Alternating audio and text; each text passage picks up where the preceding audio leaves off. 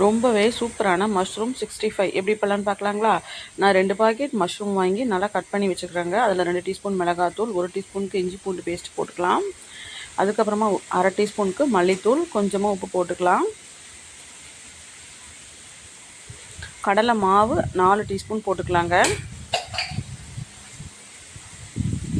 Garam masala 1 teaspoon போட்டுக்கலாம்.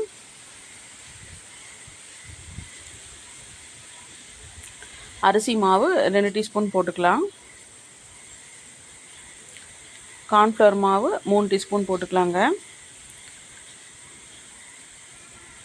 அவ்வளோதான். இது எல்லாத்தையுமே நம்ம கொஞ்சமாக லைட்டாக தண்ணி தொளித்து நம்ம நல்லா பிசைஞ்சு இதை ஓரளவு விடக்கூடாதுங்க. அப்படியே எண்ணெய் காய வச்சு பொரிச்சு எடுத்தால் தான் தண்ணி சேராமல் இருக்கும். அப்படி இல்லைன்னா எண்ணெய் நிறைய குடிக்குங்க.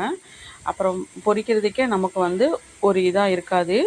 ஸோ அதனால் நம்ம பிசைஞ்சோடனே நம்ம மிக்ஸ் பண்ணி வச்சோடனே நல்லா எண்ணெயை காய வச்சு போட்டு எடுத்தோம்னா சூப்பரான நமக்கு மஷ்ரூம் 65 ஹோட்டல் ஸ்டைலில் ரெடி ஆயிரும். ரொம்பவே சூப்பராக இருக்குங்க. இப்போ பார்த்தீங்கன்னா இது எல்லாத்தையுமே நல்லா பிசைஞ்சு வச்சாச்சு. இப்போ நல்லா எண்ணெய் காய வச்சுக்கலாம். இந்த மாதிரி ஒன்றுனா ஊற்று போட்டுக்கலாம். ஒன்றோட ஒன்று ஒட்டாமல் வரும்.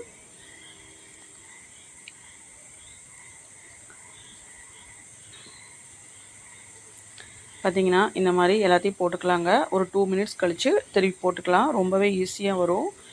நல்லா மொறுன்னு நல்லா சூப்பரான டேஸ்ட்டில் இருக்குங்க. குழந்தைங்க கேட்டாங்கன்னா நம்ம வீட்டிலையே ஹெல்த்தியாக செஞ்சு கொடுக்கலாம்.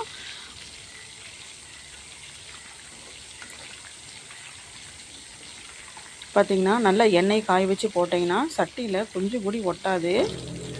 சூப்பராக நமக்கு ரெடி ஆயிடுச்சு. இப்போ நல்லா எண்ணெய் ஃபில்ட்ரு பண்ணிக்கிட்டு இப்போ நம்ம எடுத்துக்கலாங்க. லெமன் இல்லையா? இதே மாதிரி இருக்கிறது எல்லாத்தையுமே பொரிச்சு எடுத்தோம்னா சூப்பராக ரெடி ஆயிடுச்சு.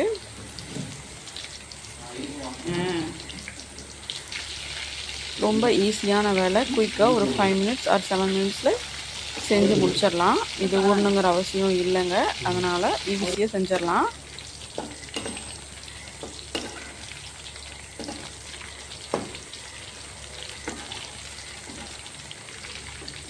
இதுக்கு கூடவே நம்ம லெமனும் அதுக்கப்புறம் ஆனியனும் வச்சு சாப்பிட்டா ரொம்ப சூப்பராக இருக்கும். மறக்காமல் ட்ரை பண்ணி பார்த்து எப்படி இருக்குன்னு சொல்லுங்கள். வீடியோ பிடிச்சி லைக் பண்ணுங்கள், ஷேர் பண்ணுங்கள், ஃபாலோ பண்ணிட்டு சப்ஸ்கிரைப் பண்ணிக்கோங்க. தேங்க்ஸ் ஃபார் வாட்சிங்.